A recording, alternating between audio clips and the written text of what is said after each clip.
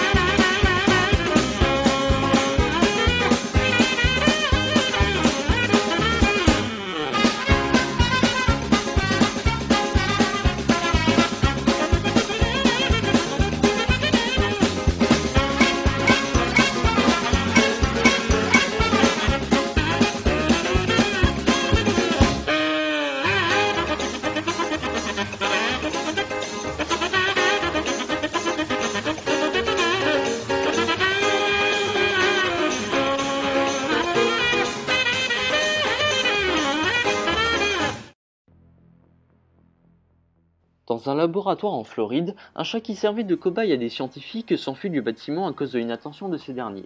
C'est ainsi que cette bestiole est tombée sur un groupe d'adolescents, dont l'une des deux bibos du groupe est bien évidemment tombée facilement sous le charme de l'animal et décide donc de l'adopter. Ces derniers partent dans un yacht qui, je précise, appartient à un riche mafioso.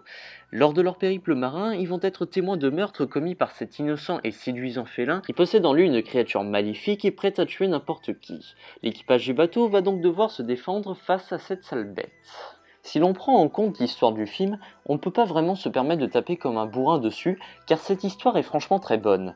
Elle reprend très bien les histoires de base des bons vieux slashers tels que Halloween et Friday the 13th. Mais y rajoute un élément qui fut un choix très intéressant. Le tueur est un chat. Alors ce qui est ingénieux, c'est cette façon que les scénaristes ont de rendre effrayant ce qui ne devrait pas être à la base. Un chat en l'occurrence.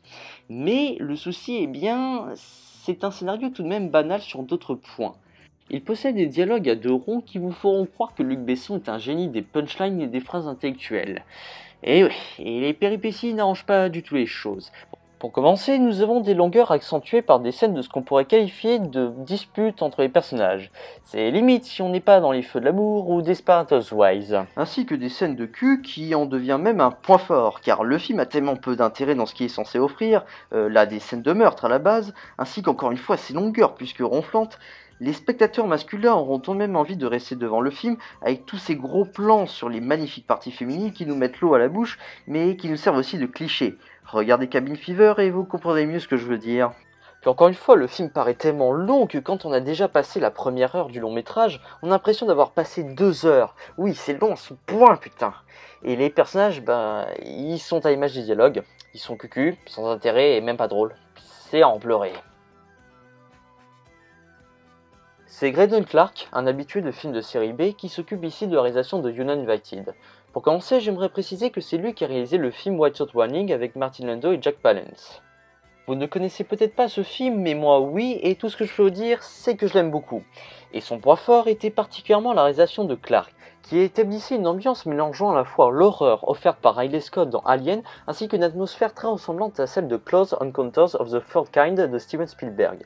Ce mélange m'a beaucoup épaté, notamment grâce à la lenteur des mouvements de caméra, ainsi qu'à ses plans très soignés. C'était une réalisation parfaite pour ce genre de film à ambiance. Et, ce qui est de notre film du jour, ça a complètement chuté, car Uninvited est lui aussi dans ce style horrifique, comme tous les slashers à vrai dire. Mais la mise en scène est malheureusement trop classique à mon goût. Le film ne donne pratiquement aucune frayeur, sauf si vous avez peur des Gremlins. Car oui, je suis désolé, mais ça ressemble à un putain de Gremlins. Mais le fait que ce soit une réalisation très classique n'est pas un gros défaut en soi. C'est même un miracle quand quelqu'un utilise ce style de réalisation dans un nanar. Mais il y a un gros, très gros souci.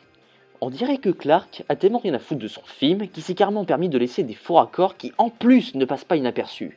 On le remarque beaucoup déjà dans les effets sonores. Par exemple, il y a le minou qui très étrangement miaule toujours de la même façon sans en plus ouvrir sa putain de bouche. Très ingénieux. Et il y a même une scène de voiture où on entend tout le temps des foutus bruits de verre. Et puis, pour couronner le tout, on a carrément des scènes où on voit le poignet d'un marionnettiste de la bestiole. Je n'ai pas d'extrait pour vous le montrer, mais je peux vous garantir que c'est honteux. Mais enfin bon, on passe à la suite car je sens qu'on va pas y arriver sinon.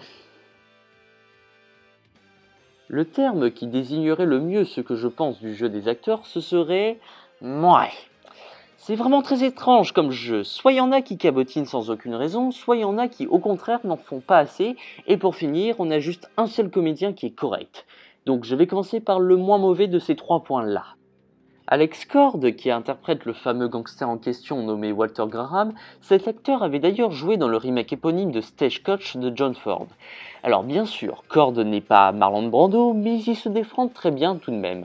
C'est assez comparable au jeu de Richard Harrison dans les films de Godfrey Ho par exemple. Il exagère suffisamment son jeu afin de rendre ce qu'il faut pour son personnage. Car oui, il faut également souligner que ce monsieur n'est pas très serein dans sa petite tête, ce qui fait que son jeu demande des réactions assez exagérées. Du côté des sous-jeux, nous avons bien sûr les deux bimbos que sont Tony Hudson et Shari Chattook. Leurs prestations sont à l'image de leurs personnages. Elles sont là juste pour exposer leur corps à la caméra et c'est tout. Bon, bien sûr, leurs personnages sont plutôt réactifs face aux effrayants événements du film, mais elles ne jouent pas comme il faut. Elles n'ont aucune expression de visage. Sérieux, en fait, il n'y a que leurs corps qui sont expressifs. Du côté des surjeux, nous avons les deux ados en rut et qui le montrent très bien aux petites bimbos, qui ne sont pas du tout foutus de jouer correctement. Ils s'y croient tellement qu'ils ont l'air eux-mêmes de gros pervers en soif de boobs. C'est gerbant. C'est très gerbant. Puis les sbires et la femme de Graham, n'en parlons pas. Ils ne savent pas faire leur travail comme il faut malgré leur petit rôle. Sans déconner, même ce putain de chat joue mieux. Et je ne plaisante pas. La musique du générique établit déjà une atmosphère plutôt bonne au film, mais elle a le même souci que celle de Alone in the Dark. Elle donne une ambiance de mauvais téléfilm. Alors je pourrais accepter le fait que ce soit un film de série B, mais tout de même, c'est d'un regard vomitif. Et justement, comme j'ai parlé de Alone in the Dark, celui-là a tout de même une musique prenante et pleine de subtilité et qui donne un style mélancolique comme je l'ai déjà dit. Alors que celle de Uninvited, elle ne fait penser à rien du tout. Après, pour une introduction, c'est acceptable, mais elle est assez souvent répétée dans le film. Ça en devient plus agaçant que les miaulements du chat.